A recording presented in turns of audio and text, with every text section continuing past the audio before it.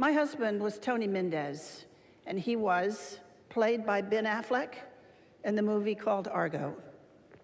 Tony, they didn't mention it in the movie, but Tony had deep connections to Hollywood, to the tradespeople out in LA that did a lot of things we were interested in doing.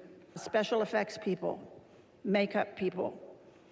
So we went to LA and we posed some questions to them.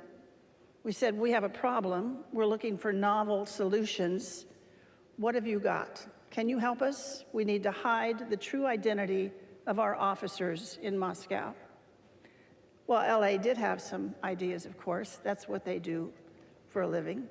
They introduced us to a new concept. They said, what you are calling an operation, we call a performance. That's what we do. We put on performances.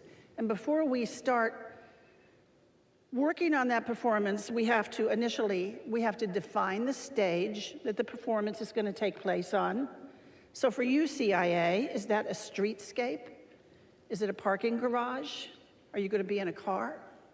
You have to know what your stage is. Then you have to know who your audience is. Who are you playing to? Who are you trying to fool? Who is watching you? Who do you try and fool?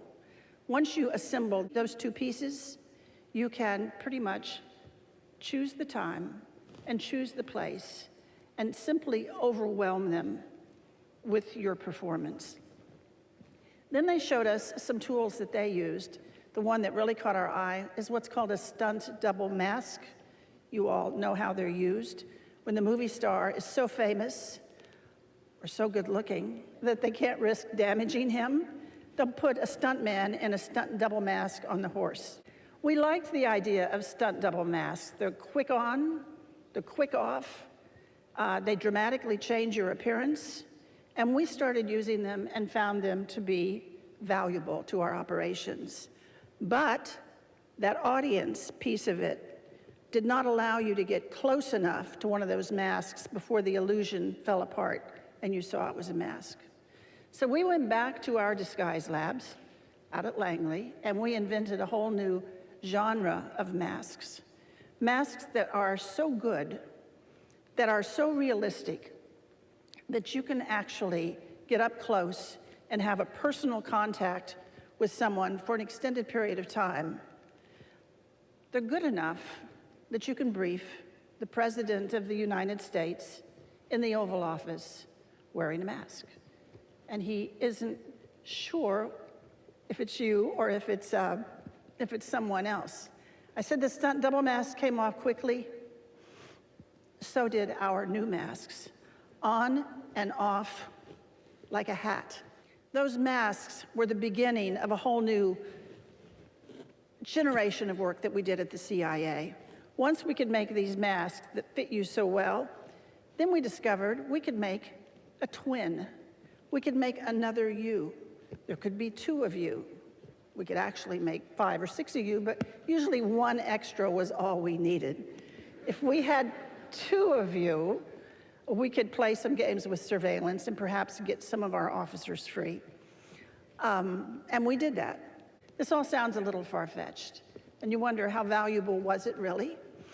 There was one case that always stuck in my mind.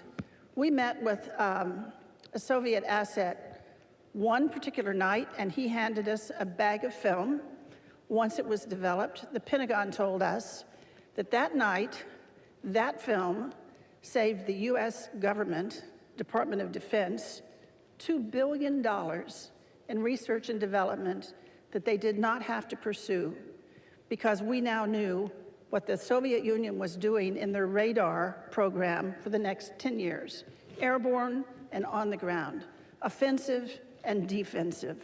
If you want to talk about value for the work that's being done, that's just one small example.